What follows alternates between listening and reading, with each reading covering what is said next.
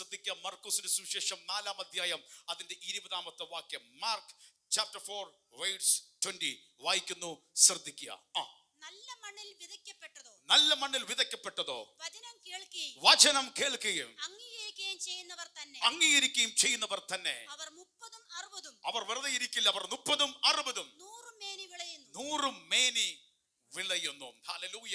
കഴിഞ്ഞ ചില ആഴ്ചകൾക്ക് മുമ്പ് എടുത്ത മെസ്സേജിന്റെ അടുത്തൊരു ഭാഗമാണ് ഞാൻ സംസാരിക്കുന്നത്. നല്ല മണ്ണിൽ വിതയ്ക്കപ്പെട്ട വചനം വിതയ്ക്കപ്പെട്ടതോ വചനം കേൾക്കുകയും അംഗീകരിക്കുകയും ചെയ്യുന്നവർ തന്നെ അവർക്ക് എന്ത് സംഭവിക്കുന്നു? അവർ 30-ഉം 60-ഉം 100 മേനി വിളയിക്കുന്നു. ഇന്നത്തെ ആലോചന ഇതാണ്. നമ്മുടെ ജീവിതത്തിന്റെ അത്ഭുതത്തിന്റെയും അനുഗ്രഹത്തിന്റെയും താക്കോൽ അനുസരണത്തിലാണ്. അനുസരണം, അത്ഭുതം, അനുഗ്രഹം. ഒബീഡിയൻസ് എന്ന് പറയുന്നത് ഒരു കീയാണ്. വാഗ്ദത്തം അനുഭവിക്കേണ്ട ഒരു വാതിലാണ്. അതിലേക്ക് അതുണ്ടെങ്കിൽ നമ്മൾ അത്ഭുതം കാണും. ഐശ്വര്യമായ ദൈവത്തിന്റെ അനുഗ്രഹത്തെ നമുക്ക് പ്രാപിപ്പാൻ ഇടവരും. ഈ വചനം നിങ്ങൾ എല്ലാവരും ശ്രദ്ധിച്ചോണം. ഇതിന് ശക്തമായ ചില ദൂതുകൾ ദൈവം കൈമാറാൻ പോവുകയാണ്. ഇന്ന് എനിക്ക് ഉറപ്പുണ്ട്, ഇന്ന് ഇവിടുന്ന് നീ പ്രാപിച്ചുകൊണ്ട് പോകുന്നത് വരും ദിവസങ്ങളിൽ നിങ്ങളുടെ ആത്മീയ ജീവിതത്തിന് ഇതൊരു ഭയങ്കര ബലമായിരിക്കും. ഹല്ലേലൂയ. നമ്മൾ ഓരോ ആഴ്ചയും ഹല്ലേലൂയ നമ്മൾ ദൈവസന്നിധിയിൽ വരുമ്പോൾ നമ്മൾ എന്തായിരിക്കണം? നമുക്ക് പ്രാപിക്കാനുള്ളത് എന്ത് ചെയ്യണം? അത് റിസീവ് ചെയ്യുന്ന, പ്രാപിച്ചുകൊണ്ട് പോകുന്ന ദിവസമായിരിക്കണം. അത് നമുക്ക് വലിയ ബലമായിരിക്കും. ഈ വചനം എന്താണെന്ന് ചോദിച്ചാൽ, യേശു കർത്താവ് ചില ഉപമകൾ പറയുന്നത് നമുക്ക് കാണാൻ സാധിക്കും. അത് ഉപമ എന്ന് പറയുന്നത് മർക്കോസിന്റെ സുവിശേഷം 4-ാം അധ്യായം അതിന്റെ 2 മുതലുള്ള വാക്യങ്ങൾ വായിക്കുന്നു. എല്ലാ പ്രിയപ്പെട്ടവരും ശ്രദ്ധിക്കുക. അവൻ ഉപമകളാൽ അവരെ പലതും ഉപദേശിച്ചു. ഉപദേശത്തിൽ അവരോട് പറഞ്ഞത് കേൾപ്പീൻ. വിതയ്ക്കുന്നവൻ വിതപ്പാൻ പുറപ്പെട്ടു. ഒരു മനുഷ്യൻ വിതയ്ക്കാൻ പുറപ്പെട്ടു. വിതയ്ക്കുമ്പോൾ ചിലത് വഴിയരികെ വീണു. ചിലത് വിതച്ചപ്പോൾ വഴിയരികിൽ വീണു. പറവകൾ വന്ന് അത് തിന്നുകളഞ്ഞു. പറവകൾ വന്നത് തിന്നുകളഞ്ഞു. അടുത്തത് മറ്റു ചിലത് പാറസ്ഥലത്ത് ഏറെ മണ്ണില്ലാത്ത ഇടത്ത് വീണു. മണ്ണിന് താഴ്ചയില്ലായകയാൽ ക്ഷണത്തിൽ മുളച്ചു വന്നു. ചിലത് പാറസ്ഥലത്ത് വീണു. കാരണം മേളിൽ മാത്രമേ ഇച്ചിരി മണ്ണുള്ളൂ, താഴ്ചയിൽ മണ്ണില്ല, അടിയിൽ പാറയാണ്. ക്ഷണത്തിൽ മുളച്ചു വന്നു, പക്ഷെ അത് തളർന്നുപോയി. സൂര്യൻ ഉദിച്ചാറെ ചൂട് തട്ടി വേരില്ലായക കൊണ്ട് ഉണങ്ങിപ്പോയി. സൂര്യൻ ഉദിച്ച് വെയിൽ തട്ടിയപ്പോൾ അധികം വേരില്ലാത്തോണ്ട് അത് ഉണങ്ങിപ്പോയി. മറ്റു ചിലത് മുള്ളിനിടയിൽ വീണു. മുള്ളു മുളച്ചു വളർന്നു, അതിനെ ഞെരുക്കിക്കളഞ്ഞു. അത് വിളഞ്ഞതുമില്ല. അതും ഒരു പ്രതീക്ഷ ഉണ്ടായിരുന്നു, പക്ഷെ അതിനെ മുള്ളു ഞെരുക്കിക്കളഞ്ഞു. അതും എന്ത് ചെയ്തില്ല? വിളഞ്ഞതില്ല. അപ്പൊ ചിലത് വഴിയരികിൽ വീണു, പറവകൾ അപ്പരെ പൊക്കിക്കൊണ്ടുപോയി. ചിലത് ഇച്ചിരി മണ്ണുള്ള എന്ന അടിയിൽ പാറയുള്ള സ്ഥലത്ത് വീണു. ആദ്യം ഒരു സന്തോഷമായിരുന്നു, വെയിൽ തട്ടിയപ്പോൾ ഉണങ്ങിപ്പോയി. അടിച്ചത് വീണത് പാറ സ്ഥലത്തോ വഴിയരികല്ല, പക്ഷെ മുള്ളിന്റെ ഇടയിലായി പോയി. മുള്ളു കയറി ഞെരുക്കി, ഫലമില്ലാത്ത അവസ്ഥ വന്നു. ഇതൊക്കെ നമ്മുടെ ജീവിതത്തിൽ അനുഭവിക്കുന്ന ചില അനുഭവങ്ങളാണ്. അടുത്തത് മറ്റു ചിലത് നല്ല മണ്ണിൽ വീണിട്ട് മുളച്ചു വളർന്നു, ഫലം കൊടുത്തു. 30-ഉം 60-ഉം 100 മേനി വിളഞ്ഞു. ഇപ്പൊ ഈ ഉപമ പറഞ്ഞു, ഒരു വിതയ്ക്കുന്നവന്റെ കർഷകന്റെ ഉപമ പറഞ്ഞു. വിതച്ചപ്പോൾ വഴിയിൽ വീണു. ചിലത് അധികം മണ്ണില്ലാത്ത സ്ഥലത്ത് വീണു. ചിലത് മുള്ളിന്റെ ഇടയ്ക്ക് വീണു. ചിലത് നല്ല സ്ഥലത്ത് വീണു. അത് കർഷകന് 100 മേനി കൊയ്ത്തിലേക്ക് കൊണ്ടുവന്നു. അപ്പൊ യേശു കർത്താവ് തനിച്ചിരുന്നപ്പോൾ ഈ ഉപമ ശിഷ്യന്മാർക്ക് പറഞ്ഞു കൊടുക്കും. എന്താ ഈ ഉപമ? ഇവര് വിത്ത് വിതയ്ക്കുന്നു. ഇവർക്കൊണ്ട് മനസ്സിലായില്ല. അതാണ് 14 തൊട്ട് വായിക്കുന്നു, ശ്രദ്ധിക്കാം. 14 മുതൽ. വിതയ്ക്കുന്നവൻ വചനം വിതയ്ക്കുന്നു. എന്തോ വിതയ്ക്കുന്നേ? വചനം വിതയ്ക്കുന്നു. വിത്ത് എന്ന് പറയുന്നത് എന്താണ്? വചനം എന്ത് ചെയ്യുന്നു? വിതയ്ക്കുന്നു. അപ്പൊ ഇന്ന് പകലത്തെ നമ്മുടെ മീറ്റിംഗിൽ, ശുശ്രൂഷയിൽ എന്താ സംഭവിക്കുന്നത്? ദൈവത്തിന്റെ വചനം വിതയ്ക്കുകയാണ്. വചനം എന്താണ്? എല്ലാവരും ശ്രദ്ധിച്ചേ. കർഷകൻ എന്തിനാ ഒരു വിത്തെടുത്ത് കൈവച്ച് വിതയ്ക്കുന്ന? എന്തിനാ? ആ ഒരു വിത്തിന്ന് ഭയങ്കര വിളവുണ്ടാകാൻ, നാളേക്ക് ബ്ലെസ്സിങ് ആകാനാ. ഒരു വിത്ത് അങ്ങനെ തന്നെ ഇരിക്കാൻ ആരും ആഗ്രഹിക്കുന്നില്ല. അത് വളരണം, അതിനൊരു ഉദ്ദേശമുണ്ട്. അപ്പൊ ഒരു വിത്ത് ഇടുന്നത്, അതിൻ്റെ അകത്തൊരു സംഭവം കിടപ്പുണ്ട്. അത് വളർന്നാൽ അത് വിടുതല. ഹല്ലേലൂയ. ആ വിത്ത് പൊട്ടി അകത്ത് നാമ്പ് വന്ന് അത് വളരുമ്പോൾ പിന്നെ ഒരു വിത്തല്ല, ഒരു മണിയായിരിക്കാം ഇടുന്നത്. അത് 100 കണക്കിന് മണികളായി, ഗോതമ്പ് മണികളായി അത് മാറുന്നത് നമുക്ക് കാണാൻ സാധിക്കും. ഇതുപോലെ ദൈവത്തിന്റെ വചനത്തിന്റെ വിത്ത് നിങ്ങളുടെ അകത്ത് വീഴുന്നത് അത് വെറുതാവല്ല, അത് ജീവന്റെ വചനമാണ്. ഒരു വിത്തിന്റെ അകത്ത് ജീവൻ ഇരിക്കുന്ന പോലെ ഈ ജീവനും ചൈതന്യമായ ദൈവത്തിന്റെ വചനത്തിന്റെ അകത്ത് അത് നമ്മുടെ ജീവിതത്തിൽ വളരാനാണ്. വിത്ത് വിതയ്ക്കുന്നവൻ വചനം വിതയ്ക്കുന്നു. അടുത്തത് 15. വചനം വിതച്ചിട്ട് വഴിയരികിൽ വീണു. കേട്ടയുടനെ സാത്താൻ വന്ന് ഹൃദയങ്ങളിൽ വിതയ്ക്കപ്പെട്ട വചനം എടുത്തു കളയുന്നതാകുന്നു. അത് ഈ പറവകൾ പറന്നു വന്ന് കൊത്തിയെടുത്തുകൊണ്ട് പോകുക എന്ന് പറഞ്ഞത് കേട്ട വചനത്തെ സാത്താൻ ഹൃദയങ്ങളിൽ നിന്നും എടുത്തുകൊണ്ട് പോകുന്നതാണ്. അതായത് ഒരു റിസീവ് ചെയ്യുന്നില്ല, അതിനെ സ്വീകരിക്കുന്നില്ല, കേൾക്കുന്നു, പോകുന്നു. നമ്മൾ വെറുതെ വന്ന് കേട്ടു പോകുന്നതെല്ലാം ഇത് തന്നെ. ഭയങ്കര വിളവ് വരുന്ന 100 മേനി കൊയ്ത്തിലെത്തിക്കുന്ന വചനത്തിന്റെ ആലോചനകളാണ് ഇന്ന് പകലും ദൈവാത്മാവ് നമുക്ക് എന്ത് ചെയ്തുകൊണ്ടിരിക്കുന്നത്, വിതറിക്കൊണ്ടിരിക്കുന്നത്. ഹല്ലേലൂയ. അത് നമ്മളൊന്ന് ഏറ്റെടുക്കാൻ തയ്യാറായാൽ ഹല്ലേലൂയ, അത് നമുക്ക് വിടുതല. പക്ഷെ പിശാച് സമ്മതിക്കത്തില്ല. നമ്മൾ അതിനെ സ്വീകരിച്ചില്ലെങ്കിൽ, പിന്നൊരു ദൂത് കേട്ടു, ഇത്രയും സാക്ഷ്യങ്ങൾ കേട്ടു, സ്വീകരിച്ചില്ലെങ്കിൽ നമ്മൾ വെറുതെ കേട്ടുപോകും. സ്വീകരിച്ചാൽ ഇതൊരു വിടുതലേക്ക് വരും. ആ വിത്ത് വീണത് സാത്താൻ എന്ത് ചെയ്തു, എടുത്തു കളഞ്ഞു. അടിച്ചത് അങ്ങനെ തന്നെ പാറസ്ഥലത്തെ വിതച്ചത് വചനം കേട്ടയുടനെ സന്തോഷത്തോട് കൈക്കൊള്ളുന്നവർ, എങ്കിലും അവർ ഉള്ളിൽ വേരില്ലാതെ ക്ഷണികന്മാർ. അടുത്തത് വളരെ ദൈവമക്കൾക്ക് പറ്റിപ്പോകുന്ന വലിയൊരു പാളിച്ച. എല്ലാവരും ശ്രദ്ധിക്കണം. വചനം കേൾക്കുമ്പോ സന്തോഷത്തോടെ എന്ത് ചെയ്യും, 16 വായിച്ചേ. 16. അങ്ങനെ തന്നെ പാറസ്ഥലത്ത് വിതച്ച വചനം കേട്ട ഉടനെ സന്തോഷത്തോടെ കൈക്കൊള്ളുന്നവർ. അപ്പൊ മീറ്റിംഗിൽ ഇരിക്കുമ്പോ, ദൂത് കേൾക്കുമ്പോ, വചനം കേൾക്കുമ്പോ സന്തോഷത്തോടെ സ്വീകരിക്കുന്നു. അത് ഒന്നാമത്തെ ഘട്ടം. അത് വേണം. അങ്ങനെ സ്വീകരിച്ചാൽ ഒരു ഗുണമുണ്ട്. ഈ പറവ ഒന്ന് കൊത്തിയെടുക്കുന്ന പോലെ സാത്താൻ എന്തു ചെയ്യത്തില്ല, എടുത്തോണ്ട് പോകത്തില്ല. പക്ഷെ വേറൊരു പ്രശ്നമുണ്ട്. അവിടം കൊണ്ട് നിന്നില്ലെങ്കിൽ അടുത്തത് സന്തോഷത്തോടെ കൈക്കൊള്ളും. ഇനി 17 വായിച്ചു. എങ്കിലും അവർ ഉള്ളിൽ വേരില്ലാതെ ക്ഷണികന്മാരാകും. അതായത് ഈ പാറസ്ഥലത്ത് എന്ന് പറയുമ്പോ മേലിൽ ഇച്ചിരി മണ്ണുണ്ട്, അടിയിലോട്ട് എന്തില്ല, മണ്ണില്ല. അതുകൊണ്ട് വേരിന് ഇറങ്ങാൻ പറ്റത്തില്ല. വേരില്ലാത്തതുകൊണ്ട് വചനം നിമിത്തം ഉപദ്രവമോ പീഡമോ എന്തെങ്കിലും ഉണ്ടായാൽ ക്ഷണത്തിൽ അവരെന്ത് ചെയ്യും, ഇടറിപ്പോ. അതാണ് ഈ കൂട്ടായ്മയുടെ ബന്ധത്തിന്റെ ഗുണം. അതാ ആഴ്ചയിൽ ഒരു ദിവസം മാത്രം നമ്മൾ സൺഡേയിൽ വരുന്നു, ദൈവമായിട്ട് ബന്ധപ്പെടുന്നു, അല്ലെങ്കിൽ വചനം കേൾക്കുന്നു, പാട്ട് പാടുന്നു, ആരാധിക്കുന്നു, പിന്നെ നമ്മൾ പോകുന്നു. നമുക്ക് പിന്നീടുള്ള നാളെ മുതലുള്ള അല്ലെങ്കിൽ തിങ്കളാഴ്ച മുതൽ ദൈവവുമായി ഒരു ബന്ധം ഡെയിലി നമുക്കില്ലെങ്കിൽ വേര് വളരത്തില്ല. വേരെന്ത് ചെയ്യത്തില്ല, വളരത്തില്ല. ദൂത് കേട്ടോ, ദൂത് കേട്ടു. നമ്മൾ നേരത്തെ പറഞ്ഞ പോലെ ദൂത് കേട്ടു, സന്തോഷം. അപ്പൊ നമ്മൾ സ്വീകരിക്കുന്നു. ഇന്നത്തെ ആരാധന ഭയങ്കരമായിരുന്നു, ശക്തമായ ആരാധനയായിരുന്നു, സാക്ഷ്യങ്ങൾ കേട്ടു, ശക്തമായ വചന ശുശ്രൂഷയായിരുന്നു, ദൂത് കേട്ടു. നിങ്ങൾക്കൊരു സന്തോഷമാണ്, നിങ്ങൾ സ്വീകരിച്ചു. ഇല്ലെന്നല്ല പറയുന്നത്, നിങ്ങൾ സ്വീകരിച്ചു.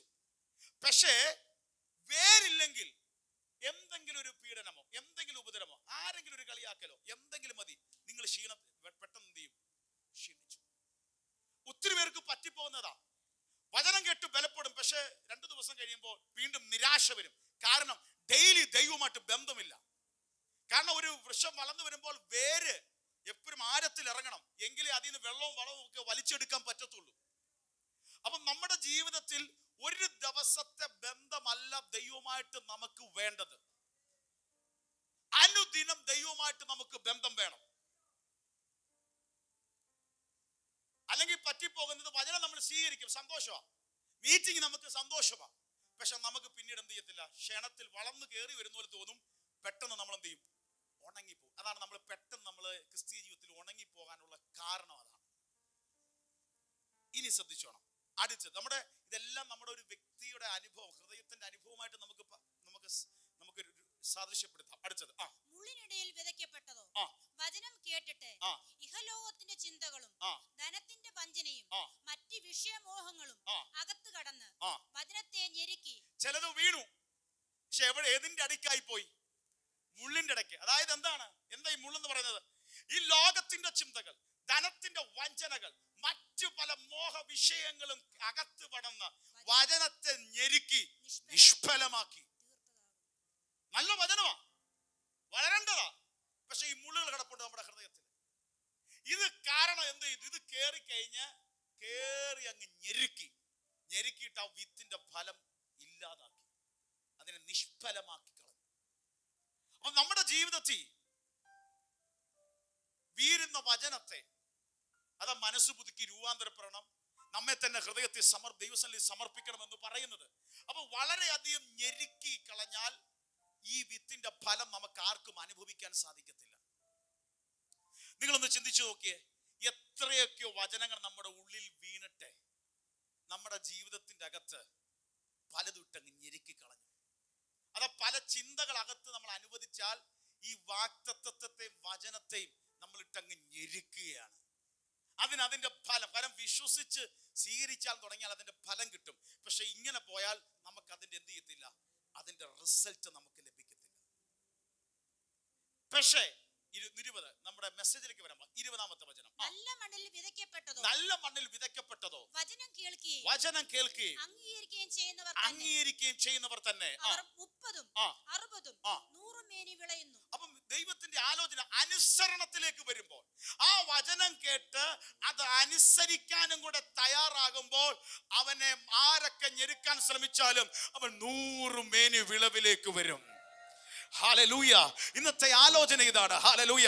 നീ അനുസരിക്കാൻ തയ്യാറായാൽ, വചനത്തിന് ഏൽപ്പിച്ചു കൊടുക്കാൻ തയ്യാറായാൽ, നിന്നിൽ വീണ വിത്തിന്റെ 100 മേനി നിനക്ക് അനുഭവിക്കാൻ ദൈവം ഇടയാക്കും. ഹല്ലേലൂയ. നമ്മുടെ ജീവിതത്തിൽ പറ്റിപ്പോകുന്നത് ചിലപ്പോൾ നമ്മൾ സ്വീകരിക്കത്തേ ഇല്ല. പറവ കൊത്തിക്കൊണ്ടുപോകുന്നല്ല, സാത്താൻ കൊട്ടിക്കൊണ്ടുപോകും. ചിലപ്പോൾ നമ്മൾ സ്വീകരിക്കും.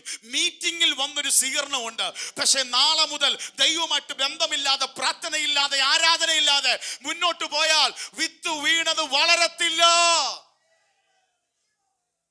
പെട്ടെന്ന് എന്തെങ്കിലും വരുമ്പോൾ നമ്മൾ ക്ഷീണിച്ചു പോകും. പെട്ടെന്ന് എന്തെങ്കിലും വരുമ്പോൾ നമ്മൾ തളർന്നു പോകും. എന്നാൽ ഞായറാഴ്ച അതിശക്തമായി ദൂത് കെട്ട് ബലപ്പെട്ടവരാണ്. മറ്റു പലരെക്കാൾ ആത്മാവിൽ ആരാധിച്ചവരാണ് നാം. പക്ഷെ എന്തുകൊണ്ട് നമ്മൾ ക്ഷീണിച്ചു പോകുന്നു? നിന്റെ അകത്തൊരു വിത്ത് വീണിട്ടുണ്ട്. ആ വിത്തിന്റെ കുഴപ്പമല്ല, പക്ഷെ നീ ആരത്തിലൊന്ന് വേരൂന്നാത്തതുകൊണ്ട്. എല്ലാ ദിവസവും പ്രാർത്ഥിക്കണമെന്നും എല്ലാ ദിവസവും വചനം ധ്യാനിക്കണമെന്നും പറഞ്ഞെന്താ? എന്തിനാ പറയുന്നേ? നിങ്ങളുടെ വേര് വളരണം. വിത്ത് ഭയങ്കര ദൂത. ഓരോ ദൈവത്തിന്റെ വചനമാണ് നിങ്ങൾ കേൾക്കുന്നത്. അതിനൊന്ന് സാഹചര്യം ഒരുക്കി കൊടുക്കുക. കാരണം ഇന്നിപ്പോ നിങ്ങൾ ഇരിക്കുന്ന ഈ ഒരു മണ്ണിന്റെ മേൽ ഇട്ടേക്കുന്ന പോലെ ഇട്ട് തന്നിട്ട് പോന്നേ. പക്ഷേ അടിയിൽ പാറയുണ്ട്, അതെടുത്ത് കളയണം.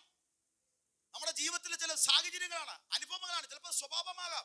അതെടുത്തങ്ങോട്ട് മാറ്റിയാൽ ഈ വിത്തിന്റെ വേര് ഓരോത്തിൽ ഇറങ്ങാൻ തുടങ്ങും. അതാണ് അനുദിനം ദൈവമായിട്ട് ബന്ധം വേണമെന്ന് പറയുന്നത്. അതുപോലെ വിത്ത് മുള്ളിന്റെ ഇടയിൽ വീണാൽ നല്ല വിത്താ, പക്ഷെ പലതും കേറി വന്നിട്ട് അങ്ങ് ഞെരുക്കി ഫലമില്ലാതായി പോകും. ഇന്ന് അവസാനം നമ്മൾ പ്രാർത്ഥിക്കും, നിന്റെ ജീവിതത്തിൽ ഇട്ട് വല്ലാതിട്ട് ഞെരുക്കുന്ന ചിലതുണ്ട്. ആവശ്യമില്ലാത്ത ചിന്ത, ആവശ്യമില്ലാത്ത മോഹങ്ങൾ, ആവശ്യമില്ലാത്ത കാര്യങ്ങൾ, പലവിധമായ ചതികൾ, ഇതെല്ലാം കൂടെ അകത്തോട്ട് കയറ്റി വന്നാൽ ഞെരുക്കും. ചിലപ്പോൾ ദൈവം ക്ഷമിക്കാൻ പറയും. നമ്മൾ അങ്ങ് ക്ഷമിച്ചേക്ക്. ഈ ക്ഷമിക്കാതിരുന്നാൽ ഇത് നമ്മുടെ മുള്ള, ഇത് ഇട്ട് അവന് ഒരു കുഴപ്പമില്ല. നമ്മുടെ അകത്തിരുന്നിരുന്ന് ഞെരുക്കി നമ്മെ നശിപ്പിക്കും. അല്ലെങ്കിൽ നമ്മുടെ ഒരു മനോഭാവം, ചിലപ്പോൾ നമ്മുടെ സ്വഭാവ രീതിയായിരിക്കാം, അതൊരു മുള്ളാണ്. നമ്മുടെ വചനത്തെ വളർന്ന് 100 മേനിലേക്ക് വരാതെ നമ്മളെ ഇട്ട് ഞെരുക്കുന്നതാണ്. അതിനി എത്ര ദൂത് കേട്ടാലും, എത്ര ആരാധിച്ചാലും, ഇനി എത്ര ദൈവദാസന്മാർ തലയെ വെച്ച് പ്രാർത്ഥിച്ചാലും, ഈ മുള്ളു ഞെരുക്കുന്നിടത്തോളം കാലം അത് 100 മേനിലേക്ക് വരത്തില്ല. ഇന്ന് പകൽ ദൈവാത്മാ പറയുന്നു, നീ അനുസരിക്കാൻ തയ്യാറായാൽ, വചനത്തിന് ഏൽപ്പിച്ചു കൊടുക്കാൻ തയ്യാറായാൽ, നല്ല നിലത്ത് വീണ വിത്ത് പോലെ 30, 60, 100 മേനി കൊയ്ത്ത് എന്റെ ദൈവം തരും. വിശ്വസിക്കുന്നവർ കാര്യങ്ങളെ അടിച്ചു ദൈവത്തിന്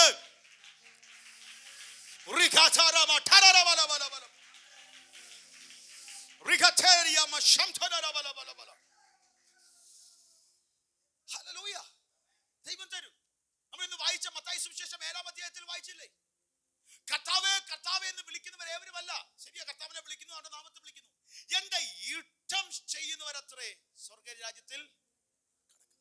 കർത്താവേ കർത്താവേ എന്ന് വിളിച്ചു കാര്യങ്ങളൊക്കെ ചെയ്ത് ശരിയാ, പക്ഷെ ദൈവേഷ്ടം ചെയ്യുന്നവനാണ് സ്വർഗരാജ്യത്തിൽ എന്ത് ചെയ്യുന്നത്? കടക്കുന്നത്. ഇതിന്നൊരു കാര്യം, അനുസരണം എന്തു വരും? അതാണ് ദൈവം ആഗ്രഹിക്കുന്നത്.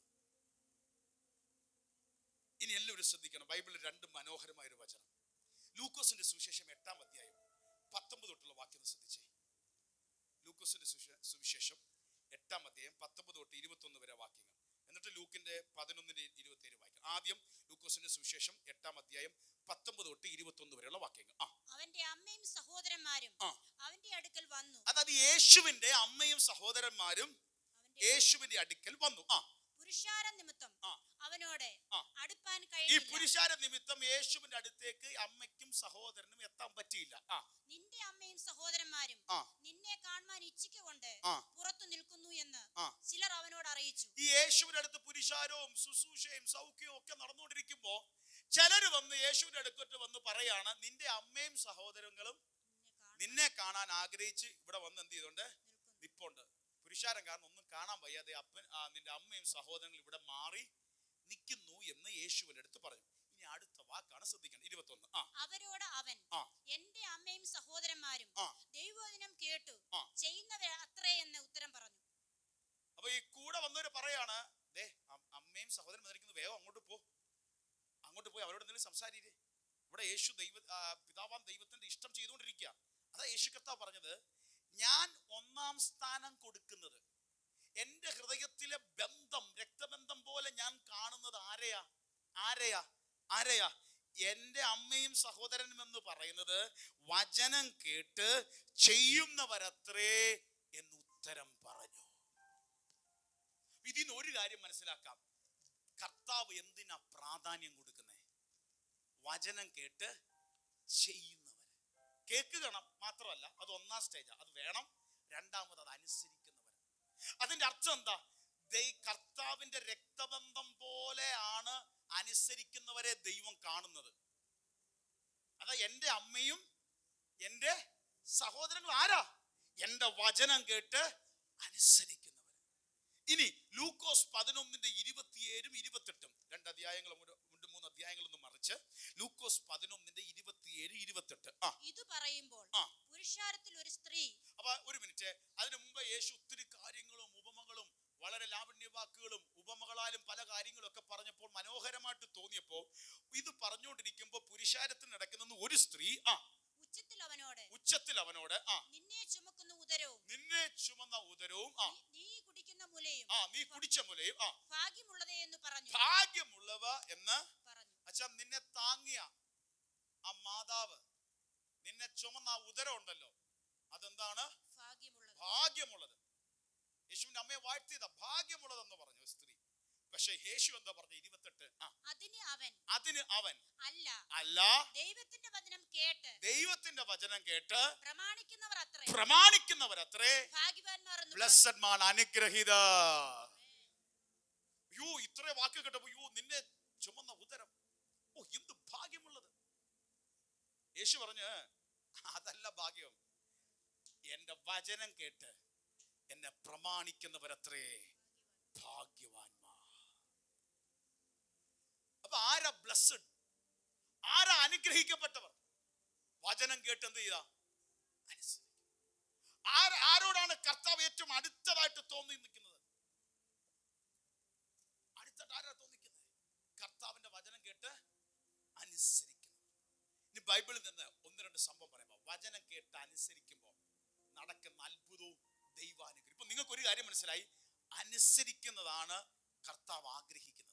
ജീസസ്. 2 രാജാക്കന്മാരുടെ പുസ്തകം 5-ാം അധ്യായം അതിൽ 1 മുതലുള്ള വാക്യങ്ങൾ ഒന്ന് വായിച്ച്, 1 മുതൽ ഹല്ലേലൂയ അതിന്റെ 5 വരെ ആദ്യം ഒന്ന് വായിക്കാം. എന്നിട്ട് ബാക്കി ഞാൻ പറയാം. ആ പശ്ചാത്തലം ഒന്ന് മനസ്സിലാകാൻ എല്ലാവരും ശ്രദ്ധിക്കുക. 2 രാജാക്കന്മാരുടെ പുസ്തകം 5-ാം അധ്യായം 1 മുതൽ സ്ക്രീനിലും കാണിക്കുക, ശ്രദ്ധിക്കുക. അരാം രാജാവിന്റെ സേനാപതിയായ നയമാൻ മുഖാന്തരം യഹോവ ആരാമിനെ ജയം നൽകിയകൊണ്ട് അവന്റെ യജമാൻ അവനെ. നയമാൻ എന്ന വ്യക്തി മുഖാന്തരം അവിടെ രാജാവിന് വലിയ ജയം, അരാമിന് വലിയ ജയം ലഭിച്ചു. അവന്റെ യജമാനൻ അവനെ മഹാനും മാന്യനുമായി എണ്ണി. അവൻ പരാക്രമശാലി എങ്കിലും കുഷ്ഠരോഗിയായിരുന്നു. ഈ നയമാൻ എല്ലാം നല്ല വിദഗ്ധമായിരുന്നു. നയമാൻ ഉണ്ടായതുകൊണ്ട് ദൈവം ജയം കൊടുത്തു, കാര്യങ്ങളൊക്കെ ആയിരുന്നു. അവൻ മഹാനായിരുന്നു, മാന്യനായി, എല്ലാ ബഹുമാനവും കൊടുത്തു. പക്ഷെ ഒരു കാര്യം, പരാക്രമശാലിയാണ്. പക്ഷെ ഇവന് നയമാൻ ഒരു ബുദ്ധിമുട്ടുണ്ട്. എന്തോ ഉണ്ട്, അവൻ എന്തായിരുന്നു? കുഷ്ഠരോഗിയായിരുന്നു. ആള് നല്ല മിടുക്കനാ, പക്ഷെ ഒരു പ്രശ്നമുണ്ട്, കുഷ്ഠരോഗമുണ്ട്.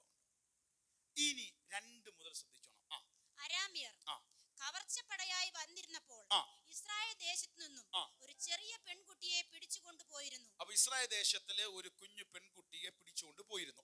അവൾ നയമാന്റെ ഭാര്യയ്ക്ക് ശുശ്രൂഷ ചെയ്തു വന്നു. ഇവളിപ്പോ എവിടെ നിൽക്കുന്നറിയ? ഏത് വീട്ടിലാണ് നിൽക്കുന്നത്? ഈ കുഷ്ഠമുള്ള പരാക്രമശാലിയായ നയമാന്റെ വീട്ടിൽ ഭാര്യയ്ക്ക് സഹായം, നമ്മുടെ നാടൻ ഭാഷയിൽ പറഞ്ഞ ഒരു സെർവന്റായി വീട്ടിലെ കാര്യങ്ങളൊക്കെ നോക്കി, വീട്ടിലെ അടുക്കള കാര്യങ്ങളൊക്കെ നോക്കി നയമാന്റെ ഭാര്യയെ സഹായിക്കാനായി ഈ ഒരു എളിയ സഹോദരി, യൗവനക്കാരത്തിയായ ഒരു സഹോദരി ആ വീട്ടിൽ നിൽക്കുന്നു. അവൾ തന്റെ യജമാനത്തിയോട്, യജമാനൻ ശമരിയിലെ പ്രവാചകന്റെ അടുക്കൽ ഒന്ന് ചെന്നെങ്കിൽ അവന്റെ കുഷ്ഠം മാറ്റിക്കൊടുക്കുമായിരുന്നു എന്ന് പറഞ്ഞു. കണ്ടോ? സുവിശേഷ വേല ചെയ്യുന്ന കണ്ടോ? സുവിശേഷ വേല ചെയ്യുന്ന കണ്ടോ? അതിന് ഫുൾ ടൈം പാസ്റ്റർ ആവണമെന്നില്ല. അവള് പറയാണ്, വീട്ടുജോലി ചെയ്യുന്ന സഹോദരിയാണ്, തന്റെ യജമാനത്തിയോട് പറയാണ്, നീ ഒന്ന് അങ്ങോട്ടൊന്ന് ചെന്നാൽ, ശമരിയിലെ പ്രവാചകന്റെ അടുത്തേക്ക് ഒന്ന് ചെന്നാൽ ഈ നയമാന്റെ കുഷ്ഠം മാറും. അതിന്റെ അർത്ഥം നീ എവിടെ ജോലി ചെയ്താലും, നീ ഏത് സാഹചര്യത്തിലാണെങ്കിലും, നീ ഏത് അനുഭവത്തിലാണെങ്കിലും, ഒരാവശ്യത്തിന്റെ മുമ്പിൽ ദൈവത്തിന്റെ നാമത്തെ ഉയർത്താൻ എൻ്റെ ദൈവം ആഗ്രഹിക്കുന്നുണ്ട്. ഇന്ന് പകലൊരു തീരുമാനമെടുക്കണം. ഹല്ലേലൂയ. ദൈവം നമ്മളെ കുറിച്ച് എല്ലാം ആഗ്രഹിക്കുന്നതാ. ചിലപ്പോൾ എപ്പോഴും എല്ലാവരോടും ഒന്നും പറയാൻ പറ്റത്തില്ല. ഒരു സാഹചര്യം വരും, ഒരവസ്ഥ ദൈവം തരും, ഒരു ഡോർ ദൈവം ഓപ്പൺ ആക്കി തരും. അതേ കയറി പിടിച്ചോണം, അത് അനുഗ്രഹമായി മാറിയിരിക്കും. ഇന്ന് മുതൽ ചിലർ പ്രാർത്ഥിച്ചോ, നിന്റെ മുമ്പിൽ ഇതുപോലൊരു അവസരം വരും. എൻ്റെ ദൈവത്തെ പരിചയപ്പെടുത്താൻ, എൻ്റെ ദൈവത്തിന്റെ ആരാധനയ്ക്ക് വിളിക്കാൻ, ഒന്ന് പ്രാർത്ഥിക്കാൻ, പറയാൻ നിനക്കൊരു സാഹചര്യം ദൈവം തരും. അതിനായിട്ട് ആ ദൈവം നിന്നെ നിർത്തിയത്, അത് കളയരുത്. കരമടിച്ച് ദൈവത്തിനൊന്ന് മഹത്വം കരേറ്റേ.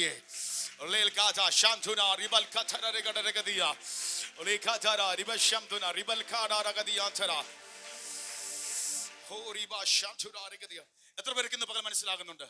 നമ്മൾ പഠിക്കുന്ന സ്കൂളാകട്ടെ, കോളേജ് ആകട്ടെ, ജോലി സ്ഥലമാകട്ടെ, എല്ലാം ആകട്ടെ, ചിലപ്പോൾ പെട്ടെന്ന് എപ്പോഴും ഒന്നും പറ്റത്തില്ല. പക്ഷെ ഒരു സാഹചര്യം ദൈവം ഒരുക്കി തരും. സാഹചര്യം വന്നപ്പോ വീട്ടുജോലിക്കാരിയായ സഹോദരി പറയാണ്, അങ്ങോട്ടൊന്ന് ചെന്നാൽ ഇത് കുഷ്ഠം മാറാൻ സാധ്യതയുണ്ട്.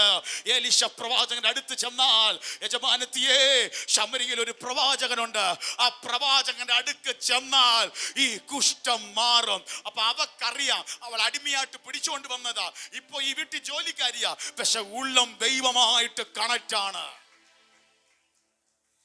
കൃപ പ്രാപിച്ച യേശുക്രിസ്തുവിനെ സ്വീകരിച്ച നമ്മളെ എല്ലാം ദൈവം കണ്ടിരിക്കുന്നത് മറ്റുള്ളവർക്ക് അനുഗ്രഹത്തിന്റെ ഒരു ചൂണ്ടുപലകയാകാനാണ് ദൈവം നമ്മെ കുറിച്ച് ആഗ്രഹിക്കുന്നത്. എപ്പോഴും ഈ സാഹചര്യം വരത്തില്ല, പക്ഷെ ഒരു സാഹചര്യം വരുമ്പോൾ, പാസ്റ്റർ എന്നെ കുറിച്ച് വിളിയുണ്ടോ? ഇതാ നിന്നെ കുറിച്ചുള്ള വിളി. ഒരു സാഹചര്യം വരുമ്പോൾ ഒരു ചൂണ്ടുപലകയായി എൻ്റെ ദൈവത്തിന് വേണ്ടി നിൽക്കാൻ ഇതിൻ്റെ അകത്ത് ചിലതിനെ ദൈവം വിളിക്കുന്നുണ്ട്. അതിനായിട്ടാ ദൈവം ചിലരെ കണ്ടത്. വിശ്വസിക്കുന്നവർ കരങ്ങൾ അടിച്ച്, എന്തോന്നറിയത്തില്ല, ഈ ദൂത് പറയുമ്പോൾ സഹോദരനെ, സഹോദരിയെ, മാതാവേ, പിതാവേ, കുഞ്ഞെ, യൗവനക്കാരനെ, നിന്റെ ലൈഫിൽ ഇതുപോലെ ദൈവം ചെയ്യാൻ പോകുക. നിന്നെ കൊണ്ട് ദൈവത്തിനൊരു പദ്ധതിയുണ്ട്. ചിലരെ രക്ഷയിലേക്ക് നയിക്കാൻ, ചിലതിന് വിടുതലാകാൻ, ചിലതിന്റെ കുടുംബത്തിന്റെ തകർച്ച മാറാൻ നിന്നെ ഒരു ചൂണ്ടുപലകയായി. എന്നെ ഒന്ന് ഉപയോഗിക്കണമെന്നൊന്ന് പ്രാർത്ഥിച്ച്, ഒന്ന് കരങ്ങൾ അടിച്ചൊന്ന് സ്തുതിച്ച്, കർത്താവേ യൂസ് മീ. ഇതുപോലെ ദൈവം എന്നെ ഒന്ന് ഉപയോഗിക്കണം, ഇതുപോലെ ദൈവം എന്നെ ഒന്ന് ഉപയോഗിക്കണം.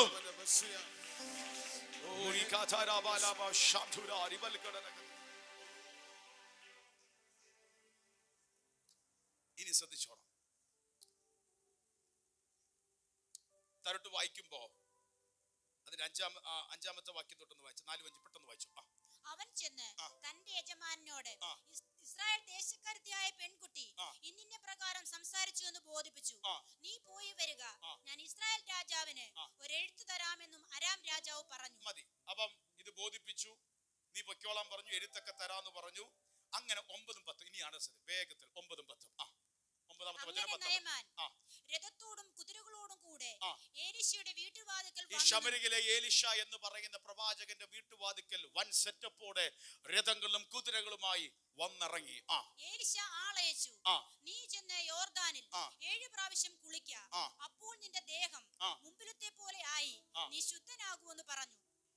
വലിയ സെറ്റപ്പോടെ സമ്മാനമായിട്ടൊക്കെ ചെന്നപ്പോ ആളെന്തോ പറഞ്ഞത്? നീ യോർദാനിൽ ചെന്ന് 7 പ്രാവശ്യം കുളിക്ക, അപ്പോൾ നിന്റെ ദേഹം മുമ്പിലത്തെ പോലെ ആയി ശുദ്ധമായി തീരും. ഇനി 11, അതാണ് നമുക്ക് എല്ലാവർക്കും വരുന്ന ഒരു പ്രശ്നം. 11.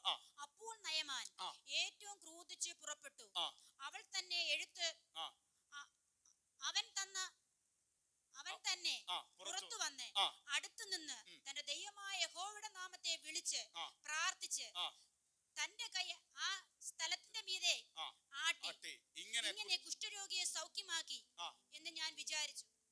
ശ്രദ്ധിച്ചേ, ഇവൻ എന്തോ വിചാരിച്ചെന്നറിയാമോ?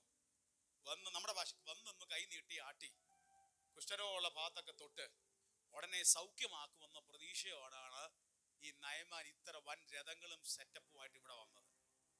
ഇവിടെ വന്നപ്പോ പറയാ, നീ നേരെ തിരിച്ചു പോയി കുളത്തിൽ പോയി എന്ത് ചെയ്യാ? കുളിക്കുക. 7 പ്രാവശ്യം തരട്ട് വാക്യം പറയാടാ, അവിടെ ഒന്നും ഇല്ലാത്തോണ്ടാണ് ഞാൻ ഇനി ഇവിടെ ഒന്ന് ചെയ്യുന്നത്. പക്ഷേ ഇങ്ങനെ നിൽക്കുമ്പോ 13-ാമത്തെ വാക്യം ഒന്ന് വായിച്ചു. എന്നാൽ അവന്റെ ഭൃത്യന്മാർ അടുത്തു വന്ന് അവനോട്, പിതാവേ, പ്രവാചകൻ വലിയൊരു കാര്യം നിന്നോട് കൽപ്പിച്ചിരുന്നു എങ്കിൽ നീ ചെയ്യാതിരിക്കുമോ? പിന്നെ അവൻ കുളിച്ച് ശുദ്ധനാക എന്ന് നിന്നോട് കൽപ്പിച്ചാൽ എത്ര അധികം എന്ന് പറഞ്ഞു. അപ്പോൾ അവൻ ചെന്ന് ദൈവപുരുഷന്റെ വചനപ്രകാരം യോർദാനിൽ 7 പ്രാവശ്യം മുങ്ങി. ശ്രദ്ധിച്ചേ, അവന്റെ ഭൃത്യൻ പറഞ്ഞു, ഇതിലും വലിയ കാര്യം നമ്മൾ ചെയ്യത്തില്ലേ? നീ അവിടെ കുളം ഉണ്ടായിരുന്നല്ലോ, അങ്ങനെ ഉണ്ടായിരുന്നല്ലോ, അവിടെ അങ്ങ് മുങ്ങിയാ പോരെ, എന്തിനാ ഞാൻ ഇത്ര സെറ്റപ്പും രഥങ്ങളും കുതിരകളായിട്ട് വന്നേന്ന്? അതൊന്നും ഇപ്പൊ ചോദിക്കണ്ട. ഭൃത്യൻ പറഞ്ഞു എന്നിട്ട് പറഞ്ഞു, നീ ഇതനുസരിക്ക. ആ വാക്ക് 13-ന്റെ അവസാനം ഒന്ന് ശ്രദ്ധിച്ചേ, കുളിച്ച് ശുദ്ധനാക എന്ന് നിന്നോട് കൽപ്പിച്ചാൽ എത്രയധികം. 14-ാമത്തെ വാക്യം വായിക്കുമ്പോൾ, അപ്പോൾ അവൻ ചെന്ന് ദൈവപുരുഷന്റെ വചനപ്രകാരം യോർദാനിൽ 7 പ്രാവശ്യം മുങ്ങി. അവന്റെ ദേഹം ചെറിയ ബാലന്റെ ദേഹം പോലെയായി, അവന് ശുദ്ധനായി തീർന്നു. കണ്ടോ, അതൊന്ന് അനുസരിച്ചപ്പോ ചെറിയ ബാലന്റെ ശരീരം പോലെ മൊത്തം ശുദ്ധമായി തീർന്നു. അവന്റെ ഉള്ളിൽ അത് അനുസരിക്കാൻ തോന്നിയില്ല. നമ്മുടെ അങ്ങനെ അനുസരിക്കാൻ തോന്നില്ല, കാരണം നമ്മൾ ഉദ്ദേശിച്ചതല്ല നടന്നെങ്കിൽ നമുക്ക് അനുസരിക്കാൻ തോന്നത്തില്ല. നയമാൻ എന്താ ചിന്തിച്ചേ? ഒന്ന് ആട്ടി ഇപ്പൊ സൗഖ്യമാക്കും. പക്ഷെ അവനോട് പറയാ, നീ ഈ സെറ്റപ്പ് ഒന്നും വേണ്ട, നേരെ പോയി കുളിച്ചോളാൻ പറഞ്ഞു. 7 പ്രാവശ്യം യോർദാനിൽ മുങ്ങാൻ പറഞ്ഞു. അവന് ഇച്ചിരി അംഗീകരിക്കാൻ ബുദ്ധിമുട്ടായിരുന്നു. കൂടെ നിന്ന ഭൃത്യൻ പറഞ്ഞു, അങ്ങനെയാണ്. അങ്ങനത്തെ ഭൃത്യന്മാരും നമുക്ക് വേണം. നമ്മളെ വഴിതെറ്റിക്കാതെ വീണ്ടും വിശ്വാസത്തിൽ ഉറപ്പിക്കുന്ന, വീണ്ടും വിശ്വാസവചനം പറയുന്ന, അനുസരിക്കാൻ നമ്മെ പ്രോത്സാഹിപ്പിക്കുന്ന ഭൃത്യന്മാരെ പോലെ നമ്മുടെ ജീവിതവും അങ്ങനെ ആകാനാ. ചിലപ്പോ വേറൊരു വ്യക്തിക്ക് ഇച്ചിരി ബുദ്ധിമുട്ടുള്ളപ്പോൾ, അല്ല മകനെ, നീ ഒരു സ്റ്റെപ്പും കൂടെ വെച്ചോ, നീ ഒന്നും കൂടെ അനുസരിച്ചോ, നിന്റെ അടുത്ത വിടുതലിന്റെ സമയമായെന്ന് പറഞ്ഞു കൊടുക്കുന്ന ചൂണ്ടുവലകയായി ചിലരെ മാറ്റാനും എന്റെ ദൈവം ആഗ്രഹിക്കുന്നുണ്ട്. ഹല്ലേലൂയ. ഈ വചനം പറയുമ്പോൾ തന്നെ, ദൂത് പറയുമ്പോൾ തന്നെ ശുശ്രൂഷ ചെയ്യാനുള്ള വിളിയാണ്. അപ്പുറത്തൊരു ജോലിക്കാരി പറയുന്നു, നീ പോയി ചെന്ന് ആ പ്രവാചകൻ പറയുന്നത് കേൾക്കുക, അവിടെ ചെന്ന് സൗഖ്യം നൽകും. ഇവിടെ ഇവന്റെ ഭൃത്യൻ പറയുന്നു, പറഞ്ഞത് അനുസരിച്ചോ, അത് ദൈവപുരുഷൻ പറഞ്ഞാൽ അനുസരിച്ചാൽ അത് അത്ഭുതം കാണാം. Hallelujah, hallelujah. ഇതിന്റെ അകത്ത് ചിലരെ ദൈവം വിളിക്കുകയാണ്. ചിലര് മടിച്ചു നിൽക്കുന്ന, പതറി നിൽക്കുന്ന, എന്തു ചെയ്യണോന്ന് അറിയാൻ നിൽക്കുന്ന, ചിലതിനോട് വചനം ഉറപ്പിച്ച് നീ ഈ വചനം ചെയ്യുക എന്ന് പറയുന്ന ചിലരെയും കൂടെ ദൈവം ഇതിന്റെ അകത്ത് വിളിക്കുന്നുണ്ട്. നമ്മളെ അങ്ങനെ ആകാൻ ദൈവം വിളിക്കുന്നു.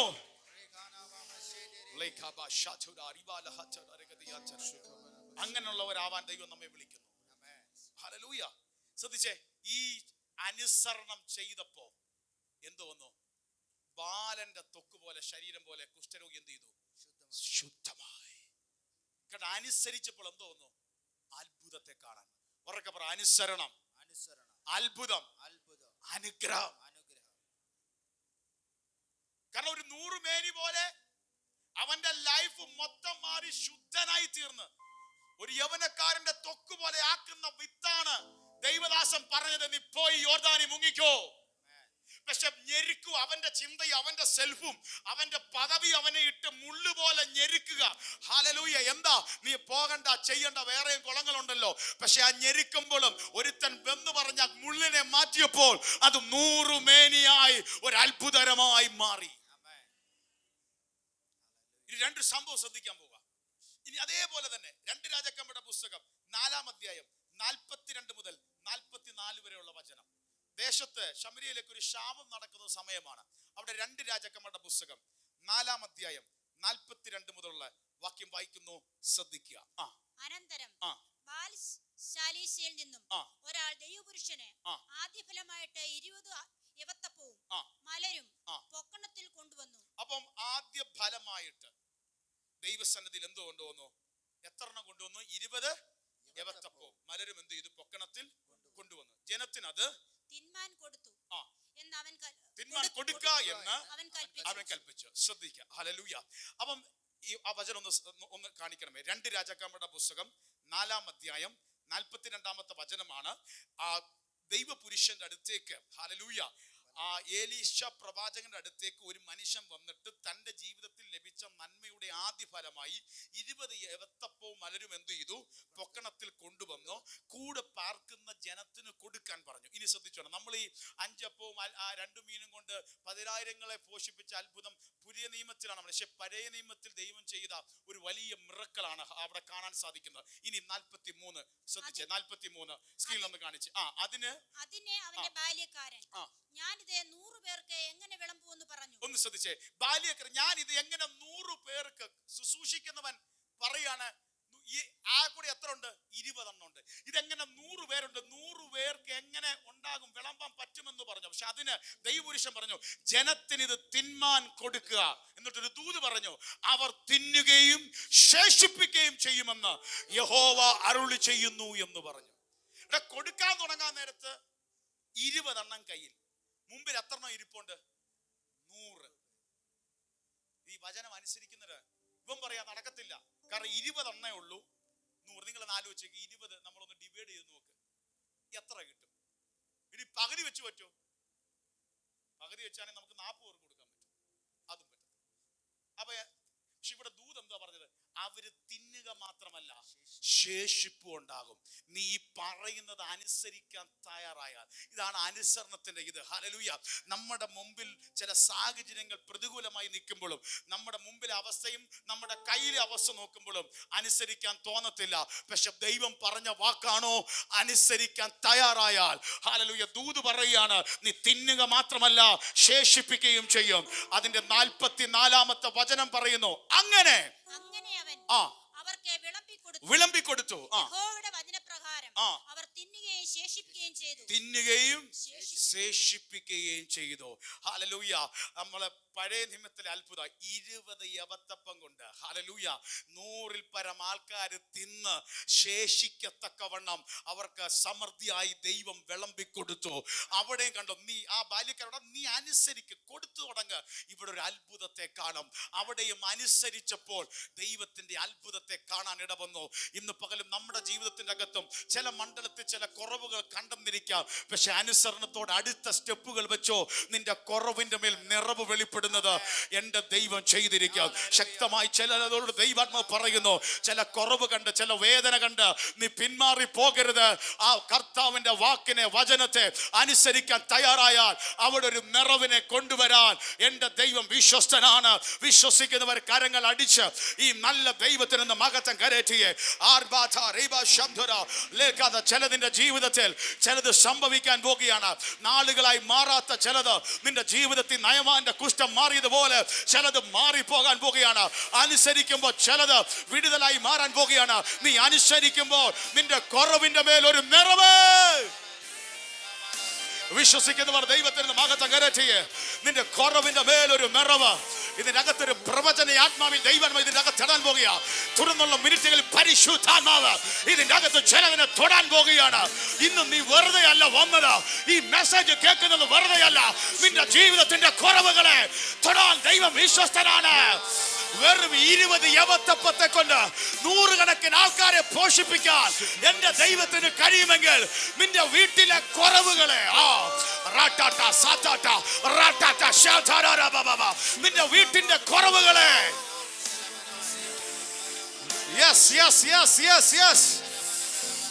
ഒരു ദൈവത്തിന്റെ കരം ചലിക്കുന്നു. നിന്റെ കുടുംബത്തിന്റെ അകത്ത് ചില കുറവുകളെ പരിഹരിക്കാൻ നീ അനുസരിച്ചാൽ നീ ഒരു അത്ഭുതത്തെ കാണും.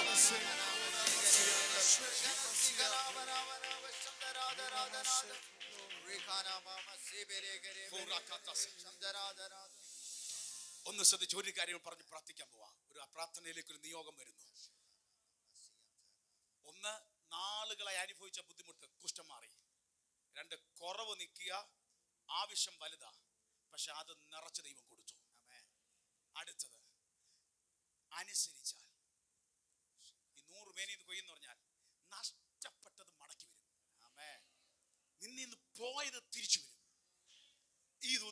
ചിലർ ഇത് ഏറ്റെടുക്കണം. 2 രാജാക്കന്മാരുടെ പുസ്തകം, ഇത് വാക്ക് എല്ലാവരും എടുക്കണം. മോനെ സ്ക്രീനിൽ കാണിക്കണം. എല്ലാവരും ഒന്ന് ശ്രദ്ധിച്ചോണം. ഈ അവസാന മിനിറ്റിൽ ദൈവം സംസാരിക്കുകയാണ്. 2 രാജാക്കന്മാരുടെ പുസ്തകം 8-ാം അധ്യായം അതിൽ 1 മുതലുള്ള വാക്യം ഒന്ന് ശ്രദ്ധിക്കാൻ പോവാ. Thank you Jesus. 2 രാജാക്കന്മാരുടെ പുസ്തകം 8-ാം അധ്യായം 1 മുതൽ വായിക്കുന്നു, ശ്രദ്ധിക്കാം. അനന്തരം എലീശ താൻ മകനെ ജീവിപ്പിച്ചു കൊടുത്തിരുന്ന സ്ത്രീയോട് നീയും നിന്റെ ഭവനവും പുറപ്പെട്ട്. എലീശ ശൂന്യം കാര്യത്തിലെ ആ ഒരു സ്ത്രീയുടെ മകൻ എന്ത് ചെയ്തു? ജീവിപ്പിച്ചു. ആ സംഭവം പറയുന്നത്. മകനെ എഴുന്നേൽപ്പിച്ചു കൊടുത്തായിരുന്നു. അവിടെ അവളോട് ഈ ദൈവപുരുഷൻ ഒരു ദൂത് പറയുക. നീയും നിന്റെ ഭവനവും പുറപ്പെട്ട് എവിടെയെങ്കിലും പരദേശവാസം ചെയ്തു കൊള്ളുവീൻ. യഹോവ ഒരു ക്ഷാമം വരുത്തുവാൻ പോകുന്നു.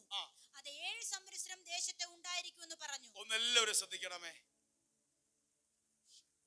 ആ സഹോദരിയോട് എലീശ പ്രവാചകൻ പറയാണ്, നീയും നിന്റെ ഭവനവും പുറപ്പെട്ട് എവിടെയെങ്കിലും പൊയ്ക്കോ. സ്ഥലവും പറയുന്നില്ല, എവിടെയെങ്കിലും പോയി പരദേശം വാസ ചെയ്യാം. കാരണം ഇപ്പൊ നീ നിൽക്കുന്ന ദേശത്ത് എന്തോ ഉണ്ടാവാൻ പോവാ? ഒരു ക്ഷാമം ഉണ്ടാവാൻ പോവാ. അത് എത്ര നാള് കാണും? 7 സംവത്സരം ദേശത്ത്. അപ്പൊ നീ ഇനി ഇവിടെ നിൽക്കുന്ന എന്തല്ല, നീ നിന്റെ ഭവനം ഇവിടുന്ന് പൊയ്ക്കോ, എവിടെങ്കിലും പരദേശത്തിന് പൊയ്ക്കോ. അടുത്തത്, ആ സ്ത്രീ എഴുന്നേറ്റ് ദൈവപുരുഷൻ പറഞ്ഞതുപോലെ ചെയ്തു. അവളും ഭവനവും ഫെലിസ്ത്യ ദേശത്ത് പോയി 7 സംവത്സരം പരദേശവാസം ചെയ്തു. ഈ സഹോദരി പറഞ്ഞതനുസരിച്ചു. ഇച്ചിരി ബുദ്ധിമുട്ടുള്ള കാര്യമല്ലേ?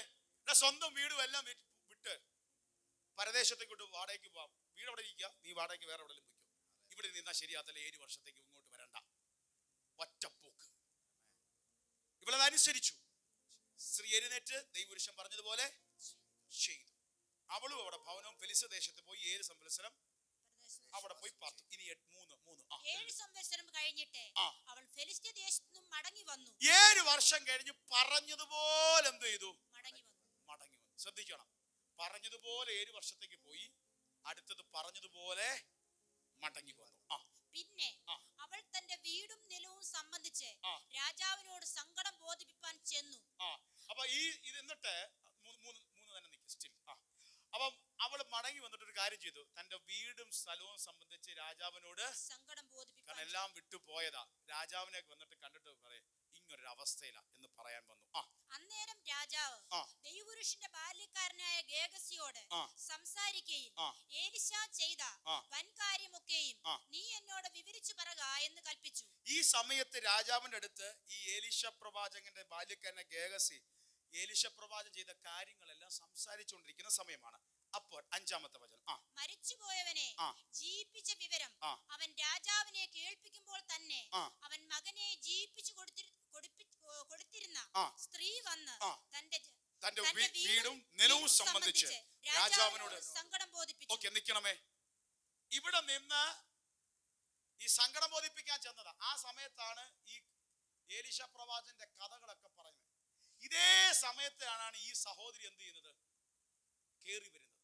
ദൈവത്തിന്റെ വാക്ക് അനുസരിക്കുന്നവർക്ക് ദൈവം ഒരു ഫേവർ ചെയ്യും.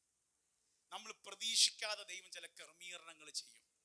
അവൾ സങ്കടം ബോധിപ്പിക്കാൻ വേണ്ടി ഓടിപ്പോയതാ. പക്ഷെ ദൈവത്തിന്റെ വാക്ക് കേട്ട് ഇറങ്ങി തിരിച്ചിട്ടാണ് നിനക്ക് നഷ്ടമോ കഷ്ടമോ വന്നെങ്കിൽ അവിടെ അത്ഭുതം ചെയ്യാൻ ദൈവം വിശ്വസ്തനാണ്. ഹല്ലേലൂയ. താരോട്ട് വായിക്കുമ്പോ ഹല്ലേലൂയ നമുക്കൊന്ന് വായിച്ചു. അപ്പോൾ ഗേഹസി യജമാനായ രാജാവേ, ഇവൾ തന്നെ ആ സ്ത്രീ, എലീശ ജീവിപ്പിച്ചു കൊടുത്ത മകൻ ഇവൻ തന്നെ എന്ന് പറഞ്ഞു. അപ്പൊ ഇത് പറഞ്ഞുകൊണ്ടിരിക്കുമ്പോൾ ഈ സഹോദരി വന്നപ്പോ പറയാണ്, ഇവള് തന്നെയാണ് ആ സ്ത്രീ. ഇനി 6-ാമത്തെ ദൂത് വചനം ശ്രദ്ധിച്ച്. രാജാവ് സ്ത്രീയോട് ചോദിച്ചപ്പോൾ അവളും അത് വിവരിച്ചു പറഞ്ഞു. അവസ്ഥയെല്ലാം വിവരിച്ചു പറഞ്ഞു. രാജാവ് ഒരു ഉദ്യോഗസ്ഥനെ നിയമിച്ചു. അവൾക്കുണ്ടായിരുന്നതൊക്കെയും അവൾ ദേശം വിട്ടുപോയ നാൾ മുതൽ ഇതുവരെയുള്ള നിലത്തിന്റെ ആദായവും അവൾക്ക് കൊടുക്കണമെന്ന് കൽപ്പിച്ചു. ഒരു കൽപ്പന.